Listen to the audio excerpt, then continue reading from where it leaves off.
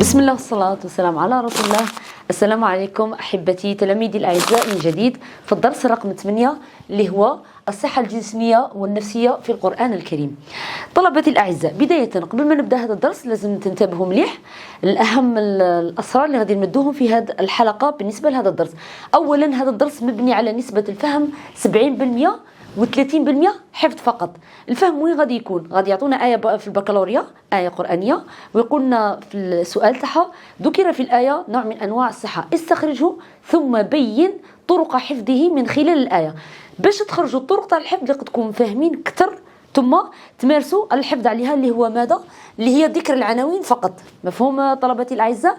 نبدأ على بركة الله. أولا نبدأ بأول حاجة اللي هي الصحة النفسية. ما معنى الصحة النفسية؟ ما معنى الإنسان سليم نفسيا؟ الصحة النفسية هي أن يعيش الإنسان سليما معافى في نفسيته خالي من الاضطرابات النفسية، مش كئيب، مش حزين، مش منطوي، يعني نفسه سعيدة مطمئن. هذه الحياة النفسية. كي نحققها في القرآن الكريم لابد لنا من طرق نلتزمها كي نحقق هذا النوع من الصحة. أولا هذه الطرق عندنا 3 جماعة كما قلت لكم ملاحظة في الفيديو اللي سبقوا، الأرقام مهمة، 2 هنا وهنا 3 لأنه غادي يختلف العدد باش يضبط التلميذ الطرق باش يعقل عليها بهذا الشكل الهندسي هنا الموجود على السبورة. الآن أول طريقة باش نحافظ على الصحة النفسية هي الفهم الصحيح للوجود والمصير. حقا أنه الإنسان كل ما كانش عندنا الجواب لماذا خلق الإنسان وما مصيره بعد الموت، غادي يبدأ يطرح أسئلة على نفسه وما يلقى لها جواب. من أين جئت؟ ما مصيري؟ لماذا أنا هنا في الأرض؟ غادي يدي له واحد الأزمة نفسية حتى يوصل الإنسان إلى الجنون وما يصيب الجواب اللي هما مثلا كالملحدين. لهذا الشريعة الإسلامية حققت لنا هذا الجواب وأجاب عليه الله تعالى كي نحقق الصحة النفسية من خلاله. لقوله تعالى مثلا قال الله تعالى أفحسبتم أنما خلقناكم عبثا وأنكم إلينا لا ترجعون. الآية تبين سبب وجود إنسان. مثال آخر إن إلينا إيابهم ثم إن علينا حسابهم.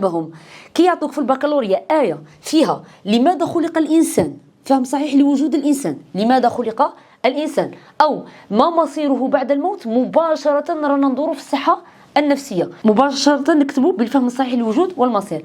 أما الطريقة الثانية اللي نحافظوا بها على الصحة النفسية باش تكون نفسية الإنسان مطمئنة هي عن طريق تقوية صلة بالله تعالى. كيف تكون تقوية صلة بالله؟ كيفاش تحقق لي هذا التقوية صلة بالله؟ هذا الراحة النفسية. كلما التزم الإنسان بالعبادات الشرعية مثلا قراءة القرآن، الذكر، التسبيح، الصلاة، هذه الأمور تاع الروحانية تاع العبادة، الحج إلى آخره، كلها تحقق لي هذا النوع من الطمأنينة. وكلما ابتعد الإنسان عن دين الله تعالى وعن العبادات كلما زادت نفسيته حزنا. لقوله تعالى ومن أعرض عن ذكري فإن له معيشة ضنكا. مثلا كيفاش نجبدها التلميذ في البكالوريا؟ كي يعطوكم آية قرآنية كيفاش تعرف باللي فيها تقوية صلة بالله؟ شهي العفسة اللي لقيتي بها في الآية؟ شهو الكلمة المفتاحية اللي غادي تقيديك باش تجبد تقوية صلة بالله وما نديروش باقي الطرق؟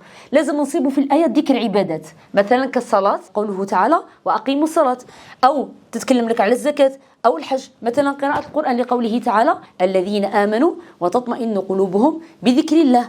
هذه كلها حقق بها الإنسان الطمأنينة وتقوية الصلة بالله. الملاحظة المهمة أحبائي تبعوني مليح، تغيير العنوان باطل، لا يمكن تغيير العنوان. لماذا؟ كون نغير العنوان غادي في البكالوريا يعطوني عليه 0. مثلا تقوية الصلة بالله نقول تقوية العلاقة بالله. هل الإجابة تقبل؟ لا تقبل. لماذا؟ لأن حدث فيها تغيير الكلمة. كيما راكم تشوفوها مكتوبة هادو تعاودوها كيما هي تعاودوها. الشرح يشرح التلميذ على حسب ما مفهوم له يجتهد عادي نقبله في البكالوريا. الطريقة الثالثة اللي نحافظوا بها على الصحة النفسية هي بالتزكية والأخلاق. شو معنى التزكية والأخلاق؟ الإنسان كيصفي نفسه من الأمراض النفسية أو الأخلاق الغير حسنة مثلا كالحسد والغيرة. نفسيته كيفاش غادي تكون؟ غادي تكون مطمئنة، ما يحبه لنفسه يحبه للآخرين. غادي النفسية تاعو تكون سعيدة مطمئنة خالية من الاضطرابات. بخلاف أنه الإنسان كون نصيبه إنسان حساد ولا غيور دائما غادي نصيبه فيه ذلك التوتر، وذلك الحقد على الإنسان آخر، صافي حياته النفسية تكون مضطربة. لهذا هنايا كيعطونا في الآية القرآنية ذكر لأخلاق حميدة، مثلا كالرحمة، التعاون، الهدى، مباشرة الآية ما موجود فيها هي التزكية والأخلاق، إذن الصحة النفسية. كذلك أو يعطونا يتكلموا على مثلا أخلاق ذميمة، الحسد كما قلنا أو الغيرة إلى آخره، مباشرة تزكية والأخلاق. جماعة كاينة عفسة باش تعرفوا أنه الآية فيها صحة نفسية ولا جسمية، لازم في النفسية يهضروا لكم على الروحانيات فقط، أما الصحة الجسمية يتكلمون على أحد أعضاء الجسد، كل ما يتعلق بالجسد من أعضاء أو أكل أو شرب إلى آخره. الآن كملنا مع الصحة النفسية، ننتقل للصحة الجسمية. كما قلت باش يعرف تلميذ أنه الآية فيها صحة جسمية لازم تتكلم على جسم الإنسان كعضو أو أكل أو شرب وكل ما يتعلق بهذا الجسم المادي اللي راه مقابلنا. نبدأ ما تعريف الصحة الجسمية، هي أن يعيش الإنسان سليما معافى في جسده خال من الأمراض العضوية أو الجسدية. هذا تعريف للصحة الجسمية. شوفوا جماعة هو نفسه تعريف مع الصحة النفسية، بدلوا غير الأمراض النفسية ديروا خالي من الأمراض العضوية فقط. نهودوا إلى طرق حفظها. الآن طرق حفظها ماشي كما الصحة النفسية، عندي اثنين، ركزوا مليح اثنين. هناك شغل غادي نبداو نهودوا درجه بدرجه، حذاري انتبهوا للطريقه الاجابه في البكالوريا. طرق حفظها عندنا اولا بالالتزام بالسلوكات الصحيه. كيفاش يحافظ الانسان على الصحه تاعو؟ لازم يلتزم مجموعه من السلوكات الصحيه او العادات السليمه للجسد تاعو، وهذه العادات السليمه توصلوا لها اذا كانت فيها ثلاثه. اولا بالوقايه، عن طريق الوقايه هي الاولى، ثم عندي العلاج، ثم عندي التأهيل. دوك نفسرها. إذا قلنا الوقاية غادي نزيدوا نهودوا الدرجة، نقولوا التشريع بالطهارة أو تحريم بعض الأفعال أو تحريم بعض أو المشروبات. ثم ما معنى هذا التفصيل الأول؟ نبدأ بالالتزام بالسلوكات الصحية.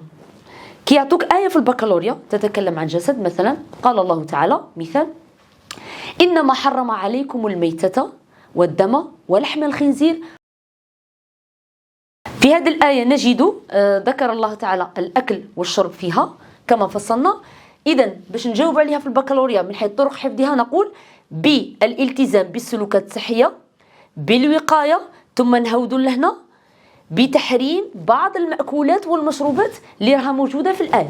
خلاص ما نجموش نهودوا ديريكت مباشرة نجاوبوا على هذا العنصر بلا ما نهودوا هذا التدرج كما اللي وضحناه الآن. أعيد: بالالتزام بالسلوكات الصحية، بالوقاية، بتحريم بعض المأكولات والمشروبات.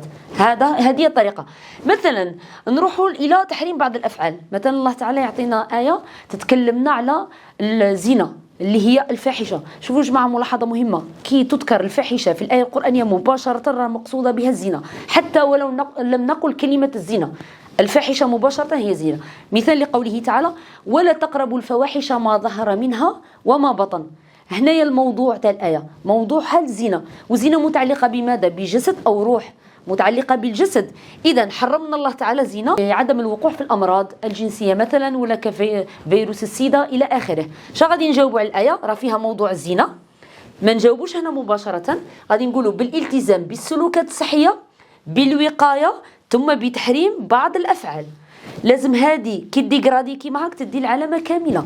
إلا رحنا مباشرة لهذه السؤال كله هنا راه ملغي، لأن ما رتبناش في التدرج الأولويات في العناوين. ثم مثلا الطهارة. ما علاقة الطهارة بصحة الإنسان؟ كلما زاد الإنسان طهارة في جسده كلما زادت صحته الجسمية تكون سليمة خالية من الأمراض.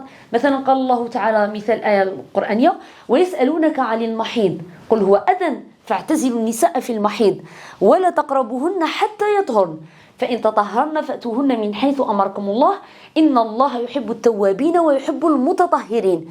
الآية تدعونا هنا إلى عدم قربان الزوجة في حالة الحيض. لماذا؟ لأن الحيض نجاسة. ثم الآية تدعوك إلى وجوب الطهارة من أجل ذلك، والكلمات الموجودة في الآية تدل على الطهارة. قال إن الله يحب التوابين ويحب المتطهرين، مباشرة على الطهارة.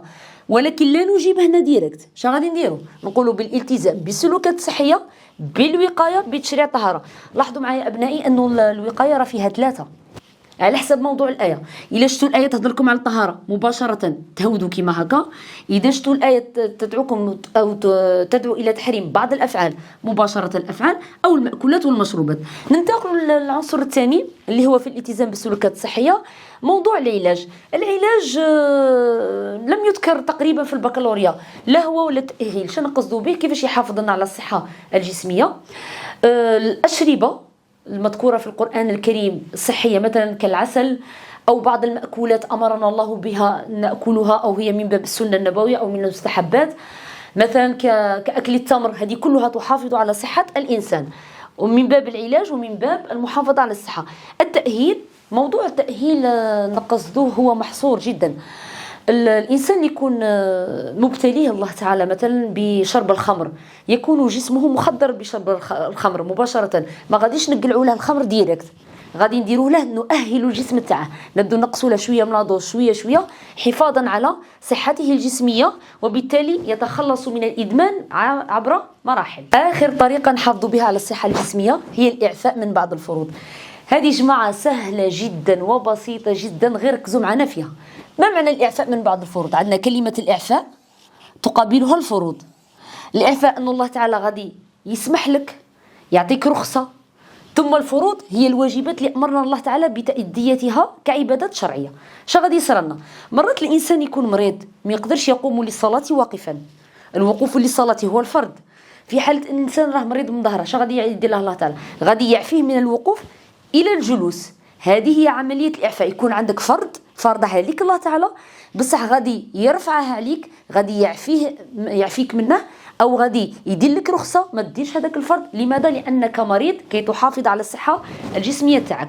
في هذه عفسة شابة كي يعطوكم في البكالوريا آية قرآنية فيها العبادة الأصلية ثم الاستثناء تاعها ديركت مباشرة في الآية من حيث العبادات، هذه مباشرة نديروا الإعفاء من بعض الفروض.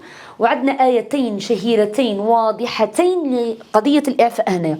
يعطوك آية الصيام مثلا، مثال الآية على الإعفاء من بعض الفروض اللي هي آخر طرق لحفظ الصحة الجسمية. قال الله تعالى في آية الصيام: شهر رمضان الذي أنزل فيه القرآن هدى للناس وبينات من الهدى والفرقان فمن شهد منكم الشهر فليصمه. هذا الفرض هنا صيام رمضان. ومن كان مريضا أو على سفر فعدة من أيام أخر.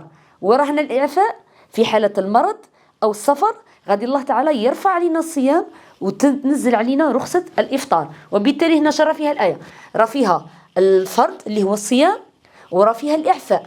إذا هذه مباشرة الإعفاء من الفروض. جماعة باش تلميذ يدينا في البكالوريا يجيب الإعفاء من بعض الفروض لازم تصيب العبادة الأصلية والاستثناء في نفس الآية.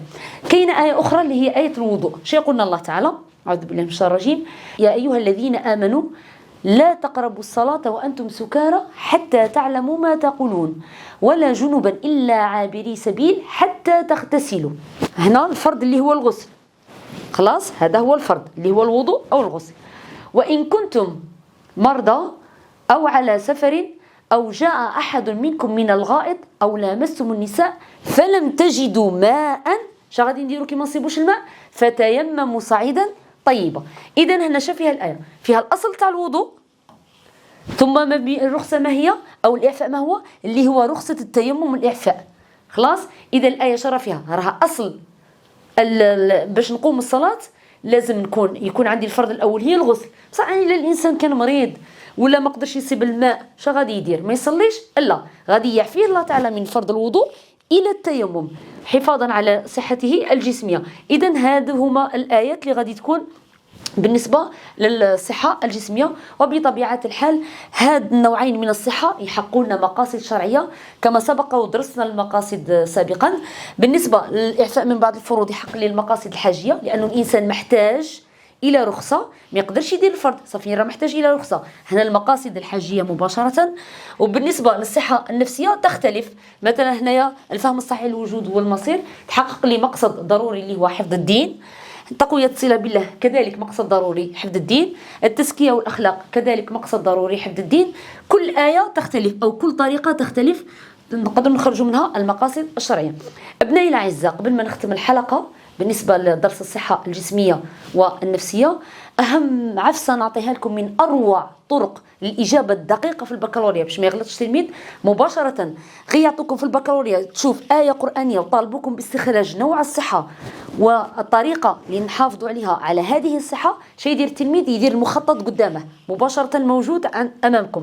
نكتبوا الصحة 2، صحة نفسية، صحة جسمية بلا ما نعرفوا، ثم طرق حفظها نكتبوا غير هاد العناوين: فهم الصحي الوجود والمصير، تقوية الصلة بالله، التزكية والأخلاق. والصحة الجسمية نكتبوا الطريقتين هادو زوج، ثم نهودوا الالتزام بالسلوكات الصحية، نهودوا إلى الوقاية ونديروها المخطط تحتها. تبعوا مليح الدرج، الأسهم هذه لازم تتبعوها مليح. نحطوا حدانا هذا المخطط، ثم نديروا المرحلة الثانية، نشدوا الموضوع تاع البكالوريا، نقراو الآية مليح.